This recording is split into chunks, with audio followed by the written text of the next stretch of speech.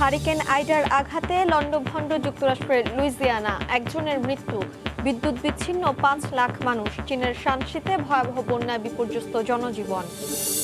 দীর্ঘ ৪ মাস পর ইতালিতে প্রবেশে বাংলাদেশিদের উপর থেকে নিষেধাজ্ঞা প্রত্যাহার। কাল থেকে চালু বিমান যোগাযোগ। খুশি প্রবাসীরা। নানা আনুষ্ঠানিকতায় পশ্চিমবঙ্গ সহ ভারত জুড়ে জন্মাষ্টমী উদযাপন। মন্দিরে মন্দিরে প্রার্থনা ও গীতাযজ্ঞ। করোনা বিধিনিষেধে ম্লান উৎসব। এবং আশঙ্কাজনক হারে গলে যাচ্ছে সুইজারল্যান্ডের আল্পস পর্বতমালার বরফ। জলবায়ু পরিবর্তনই দায়ী বলছেন বিজ্ঞানীরা। ৫০ বছরে সব বরফ গলে যাওয়ার শঙ্কা।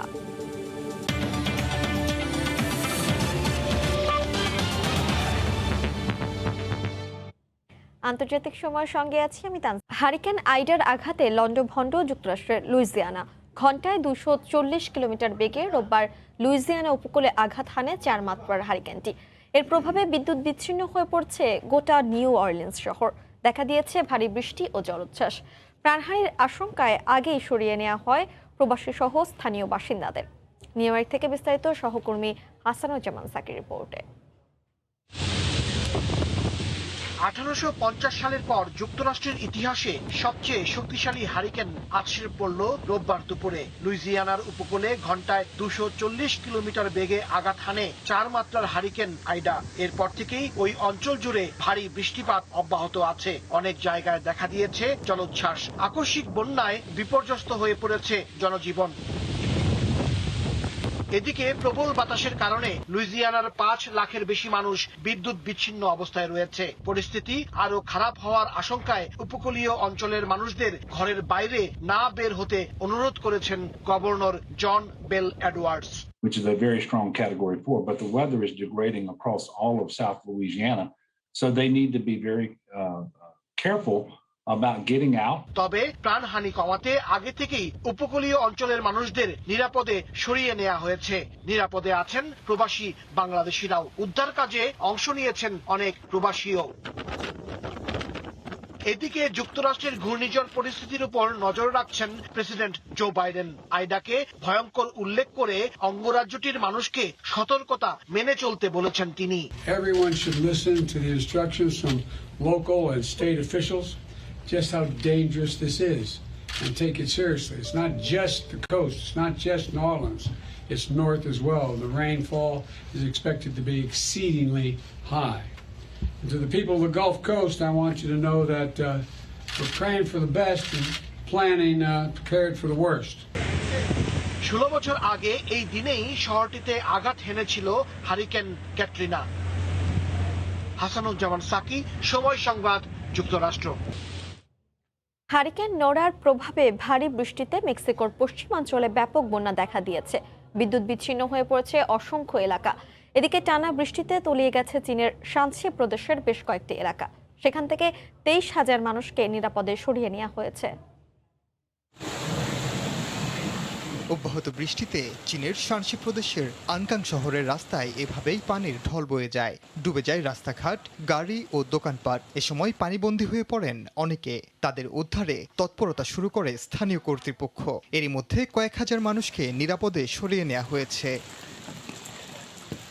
টানা বর্ষণে সবচেয়ে বেশি ক্ষতিগ্রস্ত হয়েছে জেনপিং কাউন্টি। নানজিয়াং নদীর পানি বেড়ে যাওয়ায় আশপাশের নিম্নাঞ্চল প্লাবিত হয়েছে। বেশ কয়েক জায়গায় ভূমিধসের খবর পাওয়া গেছে। এর মধ্যেই কাদামাটি সরাতে কাজ শুরু করেছেন উদ্ধারকর্মীরা। এদিকে হারিকেন নোরা দুর্বল হয়ে সামুদ্রিক ঝড়ে রূপ নেয়ার পর মেক্সিকোর পশ্চিম উপকূল অতিক্রম করেছে। ঝড়ের প্রভাবে জ্যালিস্কো সহ বিভিন্ন অঞ্চলে ব্যাপক বৃষ্টিপাত হয়েছে। বেশ কয়েক জায়গায় গাছপালা উপড়ে গেছে। রাস্তাঘাটেরও ব্যাপক ক্ষতি হয়েছে। বিদ্যুৎ বিচ্ছিন্ন হয়ে পড়েছে বহু এলাকা। পর্যটন এলাকা পুয়ের্তো ভাল্লার্তায় ভয়াবহ বন্যা দেখা দিয়েছে। নোরার প্রভাবে আরও বৃষ্টিপাত হতে পারে বলে জানিয়েছে মেক্সিকোর আবহাওয়া বিভাগ। এর আগে গত সপ্তাহে ভেরাক্রুজে হারিকেন গ্রেসের আঘাতে ৮ জনের মৃত্যু হয়। ওমর ইনান, সময় সংবাদ। এদিকে আফগানিস্তানের তালেবানের পুনরুত্থানের পর মার্কিন প্রেসিডেন্ট জো বাইডেনের জনপ্রিয়তা দ্রুত কমতে শুরু করেছে। 2020 সালে প্রেসিডেন্ট নির্বাচিত হওয়ার পর এই প্রথম বাইডেনের জনপ্রিয়তা সর্বনিম্নে পৌঁছেছে। অন্যদিকে জনপ্রিয়তা বেড়েছে ভাইস প্রেসিডেন্ট কামালা হ্যারিসের। রাষ্ট্র পরিচালনায় কমলাকে যোগ্য ভাবছেন মার্কিনীরা। যুক্তরাষ্ট্র থেকে লস্কর আল মামুনের রিপোর্ট। সংবাদ সংস্থা এএপির বিশ্লেষণে বলা হয়েছে, ক্ষমতা গ্রহণের 8 মাসের মাথায় বাইডেনের জনপ্রিয়তা কমতে শুরু করেছে। আফগানিস্তান থেকে যুক্তরাষ্ট্রের সেনা প্রত্যাহার নিয়ে লেজে গোবরের অবস্থা ছাড়াও অন্যান্য বিষয়ে যুক্তরাষ্ট্রের মানুষ বাইডেনের ওপর আস্থা হারাচ্ছে ক্রমশ। যুক্তরাষ্ট্র ভিত্তিক জরিপ সংস্থা রাসমুসান সবশেষ সমীক্ষায় বাইডেনের অ্যাপ্রুভাল রেটিং 7 পয়েন্ট কমে গেছে। এই মুহূর্তে 46% মার্কিনী মনে করছেন যে বাইডেন দেশকে নেতৃত্ব দেওয়ার যোগ্য, যা আগে ছিল 53%। অন্যদিকে মার্কিন ভাইস প্রেসিডেন্ট কামালা হ্যারিসের জনপ্রিয়তা আগের তুলনায় বেড়েছে। 43% মার্কিনী মনে করেন যুক্তরাষ্ট্রকে নেতৃত্ব দেওয়ার ক্ষমতা রয়েছে তার। 20 বছরের আফগান যুদ্ধের অবসান ঘোষণা দিয়ে যুদ্ধবিরোধী নাগরিকদের বাহবা পেয়েছিলেন বাইডেন, কিন্তু আফগানিস্তান থেকে সেনা প্রত্যাহারের পরিকল্পনা বাস্তবায়ন করতে গিয়ে চরম অব্যবস্থাপনা সামনে আসে। এ নিয়ে নিজ দলেই তীব্র সমালোচনার মুখে পড়েন তিনি। গত বৃহস্পতিবার কাবুলে আত্মঘাতী বোমা হামলায় 13 সেনা নিহত হন। এই ঘটনায় বাইডেনের ওপর জনগণের আস্থায় চির করে জঙ্গি মোকাবেলা করতে হতে পারে বলে মার্কিন জনগণের মনে এক অজানা আতঙ্ক ভর করছে। ক্ষমতা গ্রহণের পর মানবিক অভিবাসন ব্যবস্থা গড়ে তোলার ঘোষণা দিয়েছিলেন বাইডেন, কিন্তু এক্ষেত্রেও গত 8 মাসে কার্যকর কিছু হয়নি। দক্ষিণের সীমান্ত দিয়ে বাঁধ ভাঙা জোয়ারের মতো যুক্তরাষ্ট্রে অভিবাসীদের ঢল নেমেছে, আর এখন আফগানিস্তান থেকে বিশেষ ভিসায় বহু লোকজনকে যুক্তরাষ্ট্রে নিয়ে আসা হচ্ছে। অপরদিকে ট্রাম্পের আমলের কঠিন অভিবাসন নিয়ম সহজ করায় রক্ষণশীলরা বাইডেনের ওপর প্রচণ্ড বিরোধিতায় নেমেছে।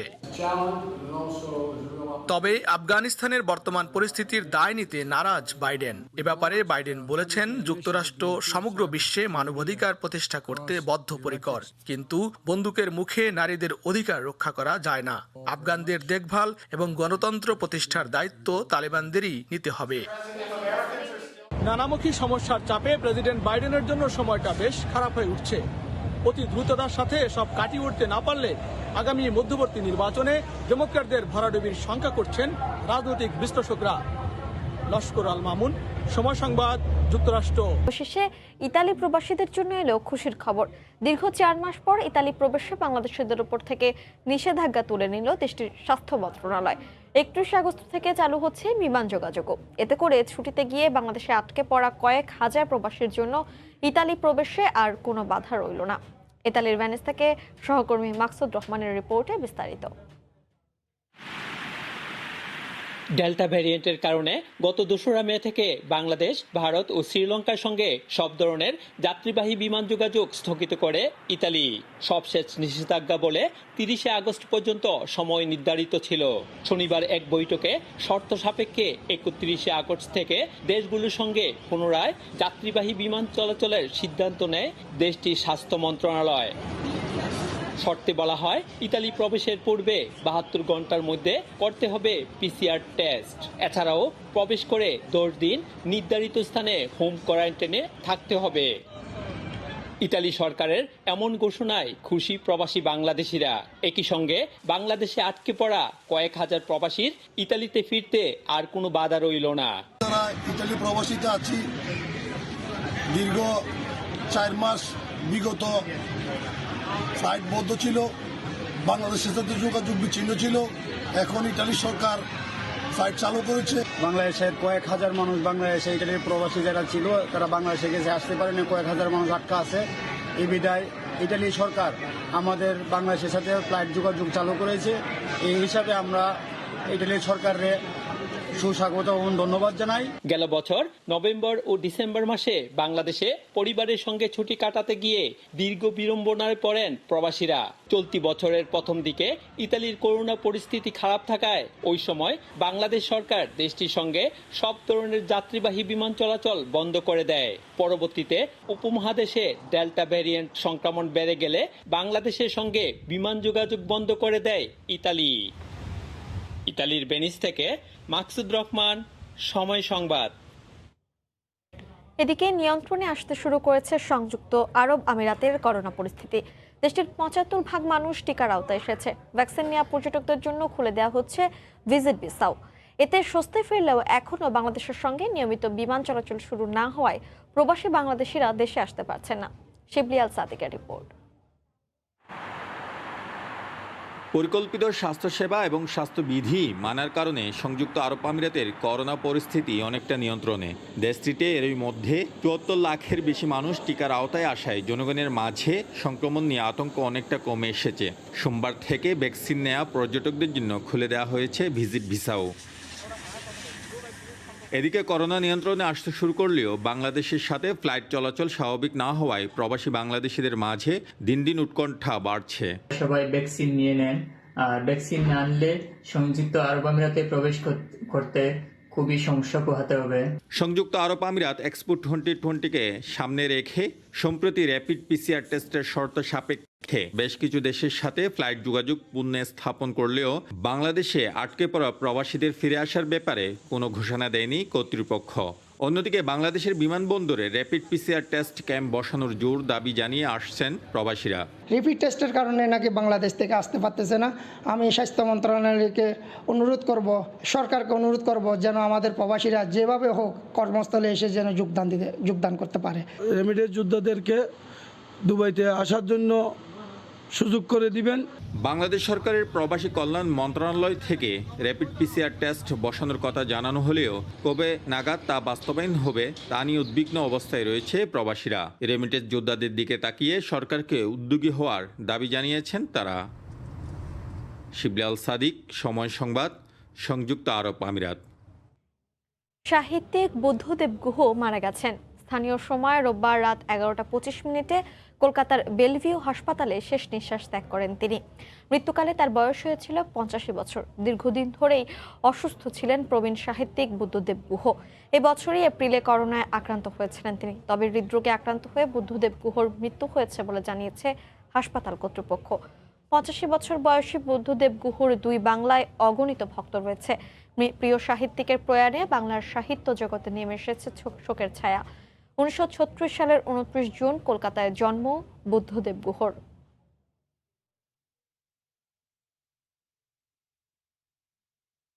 নানা আয়োজনে ভারতে উদযাপন করা হচ্ছে শ্রীকৃষ্ণের জন্মতিথি। করোনা বিধিনিষেধের কারণে শোভাযাত্রা না হলেও ধর্মীয় আচারের মধ্য দিয়ে উৎসবটি পালন করেন দেশটির পশ্চিমবঙ্গ সহ বিভিন্ন রাজ্যের সনাতন ধর্মাবলম্বীরা।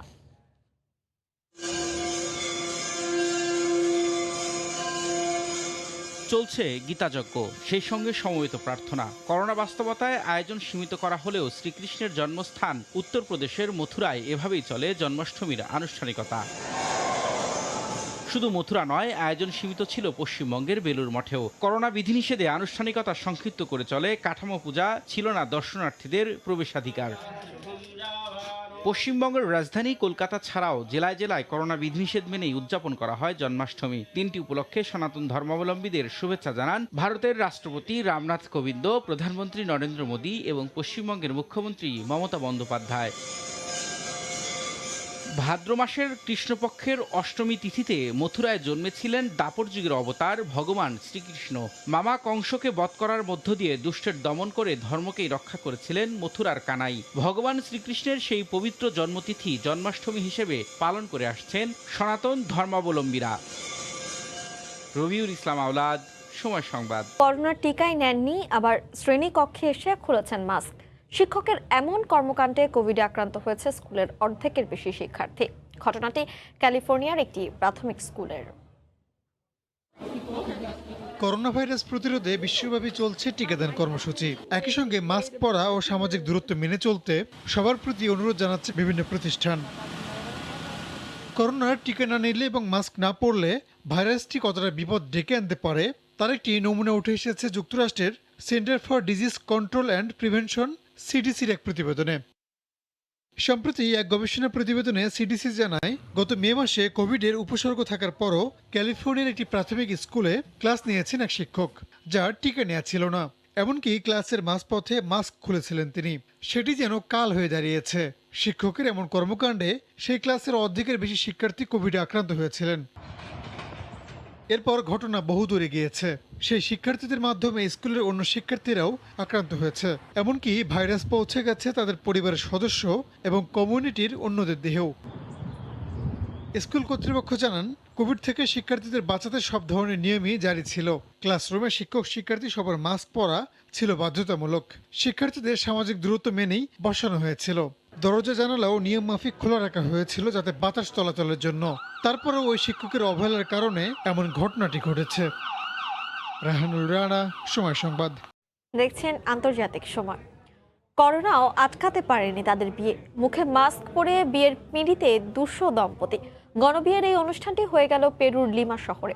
এই 200 দম্পতির মাঝে 87 বছর বয়সী বড় ছিলেন। ভালোবাসা কোনো বাধা মানে না, যা আবারও প্রমাণ করলো পেরুর নবদম্পতিরা। করোনার চোখ রাঙানি উপেক্ষা করে শনিবার একত্রে বিয়ের পিঁড়িতে বসেন পেরুর 200 দম্পতি, যেখানে করোনায় মারা গেছেন প্রায় 2 লাখ এবং এ পর্যন্ত আক্রান্ত 21 লক্ষাধিক। স্বাস্থ্যবিধি মেনেই রাজধানী লিমায় হয়ে গেল অনাড়ম্বর এই গণবিয়ের অনুষ্ঠান। এতে সভাপতিত্ব করেন শহরের মেয়র জর্জ মুনোজ। তবে বিয়ের আগে করোনার টেস্ট করানো হয় প্রতিটি দম্পতিকে। যারা এই পরীক্ষায় উত্তীর্ণ হতে পেরেছেন, কেবল তারাই বসতে পেরেছেন বিয়ের পিঁড়িতে। আমরা জানি বিয়েটা সারা জীবনের জন্য। এটা খুব সুন্দর একটা অনুভূতি। কিছুদিন আগেও আমার জীবন বলতে কিছুই ছিল না। ওর সাথে পরিচয় হওয়ার পর আমি জীবনের অর্থ খুঁজে পেয়েছি। মহামারীর মধ্যেও তাই দুজন এক হবার সিদ্ধান্ত নেই। বরকনের মধ্যে সবচেয়ে বয়স্ক ছিলেন 87 বছর বয়সী বর ওলগা ভেলাস্কুয়েন্স লরেন্সিও। তার স্ত্রীর বয়স 82। আর সবচেয়ে ছোট বর ছিলেন 24 বছর বয়সী মার্কো, যার প্রেমিকার বয়স ছিল 19 বছর। ফেসবুক লাইভে অনুষ্ঠানটি সম্প্রচার করা হয়। আত্মীয়রা বিয়েতে অংশগ্রহণ করেন এই ফেসবুক লাইভে। এখানে 200 দম্পতির একত্রে বিয়ের আয়োজন করছি। বিভিন্ন বয়স ও শ্রেণী পেশার মানুষের এমন বিয়ের আয়োজন করতে পেরে সত্যিই খুব ভালো লাগছে। অনুষ্ঠানের শেষে বিয়ের লাইসেন্স দেওয়া হয় নবদম্পতিদের। এরপর তারা বাগানে গিয়ে ছবি তুলে বিয়ের আনুষ্ঠানিকতা শেষ করেন। জিনিয়া শেখ, সময় সংবাদ। জলবায়ু পরিবর্তনের কারণে আশঙ্কাজনক হারে গলে যাচ্ছে সুইজারল্যান্ডের আল্পস পর্বতমালার বরফ। সূর্যের আলো থেকে বাঁচাতে বরফ চাদর দিয়ে ঢেকে রাখছেন সেখানকার বিজ্ঞানী আর পর্যটন সংশ্লিষ্টরা। বিজ্ঞানীরা বলছেন, আগামী 50 থেকে 60 বছরে এই অঞ্চলে কোনো বরফ থাকবে না।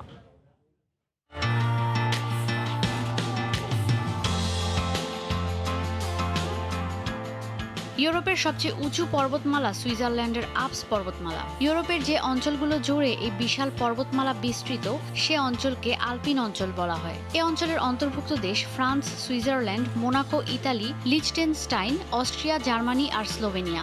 1200 কিলোমিটার এলাকা জুড়ে বিস্তৃত বরফে আচ্ছাদিত এই পর্বতমালা। গ্রীষ্মে বরফে ঘেরা এই পর্বতমালার বরফ যেন গলে না যায় সেদিকে খেয়াল রাখতে পুরো বরফ চাদর দিয়ে ঢেকে দিচ্ছেন এখানকার পর্যটন সংশ্লিষ্ট আর বিজ্ঞানীরা। মূলত সূর্যের আলো যেন বরফের ওপর না পড়ে, তাই এই পদক্ষেপ নিয়েছেন এখানকার বিজ্ঞানীরা। সুইজারল্যান্ডের বরফ নিয়ে গবেষণা করা এক বিজ্ঞানী জানান, সর্বমোট 1 লাখ স্কয়ার মিটার এলাকা চাদর দিয়ে ঢাকা হয়েছে। কয়েক বছর ধরেই এই কাজ করছেন তারা। এবার অতিরিক্ত 30,000 স্কয়ার কিলোমিটার এলাকা ঢাকা হয়েছে চাদরে। কম্বল দিয়ে ঢাকছেন তারা এই বরফের অঞ্চল, যেন প্রাকৃতিক রক্ষক হিসেবে কাজ করে। গেল শীতে যে পরিমাণ বরফ হয়েছে সেগুলোকে রক্ষা করতেই এই উদ্যোগ।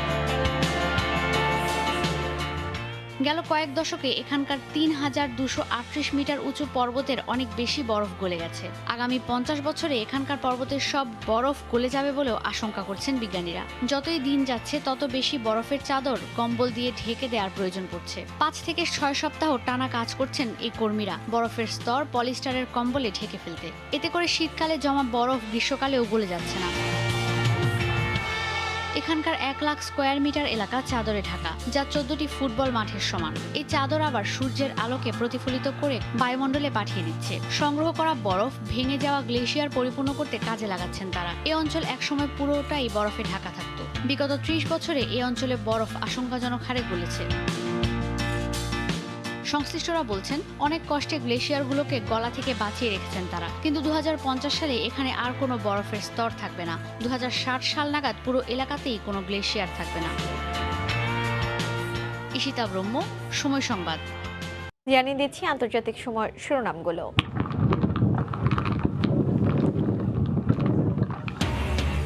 হারিকেন আইডার আঘাতে লন্ডভন্ড যুক্তরাষ্ট্রের লুইজিয়ানা, একজনের মৃত্যু, বিদ্যুৎ বিচ্ছিন্ন 5 লাখ মানুষ, চীনের শানসিতে ভয়াবহ বন্যায় বিপর্যস্ত এবং নানা আনুষ্ঠানিকতায় পশ্চিমবঙ্গ সহ ভারত জুড়ে জন্মাষ্টমী উদযাপন, মন্দিরে মন্দিরে প্রার্থনা ও গীতাযজ্ঞ, করোনা বিধিনিষেধে ম্লান উৎসব। এই ছিল আন্তর্জাতিক সময়ের সঙ্গে থাকুন সময়।